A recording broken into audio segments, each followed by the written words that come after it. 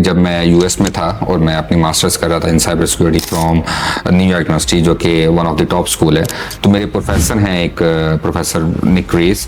वो एफबीआई के एम्प्लॉय भी हैं और साथ में वो टीचिंग भी करते हैं।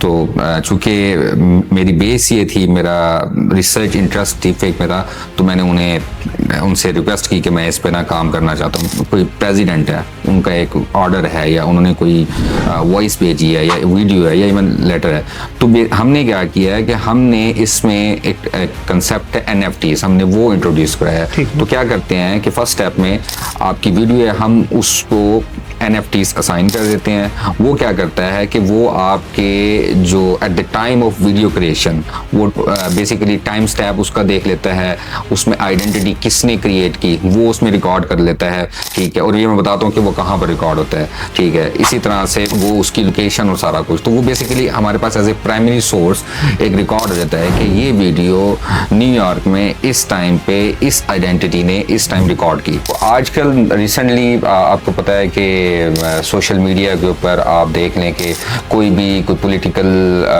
पर्सनैलिटी होती है या कोई सेलिब्रिटी होती है, तो लोग क्या करते हैं कि उसकी जो है ना डीप फेक वीडियो बना लेते हैं या फेक जो है ना वॉइस क्लोनिंग करके, ठीक है, उसकी रेपुटेशन पे इम्पैक्ट पड़ता है, ठीक है। अगर इसको हम फाइनेंशियल सेक्टर में बात करें तो इसका बड़ा उसमें इम्पैक्ट है। मतलब फॉर एग्जांपल जो AI बेस्ड जो थ्रेट्स हैं, फॉर एग्जांपल कोई CEO है, ठीक है, आप उसकी वॉइस क्लोनिंग कर लें और उसके बिहाफ पे कोई ऑर्डर इशू कर दें और मिलियंस में ट्रांजैक्शंस जो है ना वो गलत हो सकती हैं, ठीक है। तो इट्स एन इमर्जिंग थ्रेट, ठीक है। और क्या आप वॉइस क्लोन बना लें से कि अपने जो CEO हैं या CISO हैं, बच्चों सही कहा, बिल्कुल फ्री में वॉइस को क्लोन कर सकोगे, बल्कि और उसकी जो है ना ड्रिल्स करें, एक टीम रेड हो एक ब्लू हो, आपस में इसको देख रहे हो, ठीक है। लेकिन अगर मैं देखूँ ना, आजकल मीडिया भी AI यूज कर रही है जनरेट करने के लिए। जैसे मिसाल के अगर कोई उर्दू चैनल है, वो AI यूज कर रहे हैं कि इंग्लिश में वीडियोस अपलोड करें हम यूट्यूब चैनल के ऊपर, तो उससे किस तरह से हम टैकल करेंगे ऑथेंटिसिटी के बारे में? What do you think?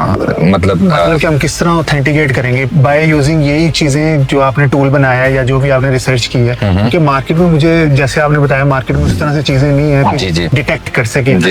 यानी कि अगर कोई रिसर्च करना चाहे जो साइबर सिक्योरिटी में एक्सपर्ट है, वो डीपली और मजीद रिसर्च करे तो कुछ ना कुछ मजीद फाइंड किया जा सकता है। जी। अगर हम इसको US से कंपेयर करें तो US चूँकि मतलब वहाँ पर जो मेरा इसमें जो एक्सपीरियंस है, वो काइंड ऑफ वहाँ पर डेवलपमेंट बहुत ज़्यादा होती है। मतलब वो स्टार्टअप्स पे बहुत ज़्यादा काम कर रहे हैं, ठीक है। वहाँ पर रिसर्च भी हो रही है, बट ये लोग भी कम नहीं है। मतलब यहाँ पर अगर मैं पर्सनली कुछ रिसर्चर को जानता हूँ जिनके साथ मैं टच में भी हूँ। यहाँ पर अगर रियाद की बात करें, किंग सऊद यूनिवर्सिटी है, वहाँ पर प्रोफेसर उनके रिसर्च सेंटर है, लेटेस्ट चीज़ों पे काम हो रहा है। तो यहाँ पर भी बहुत ज़्यादा गैप भी है और बहुत ज़्यादा काम भी हो रहा है।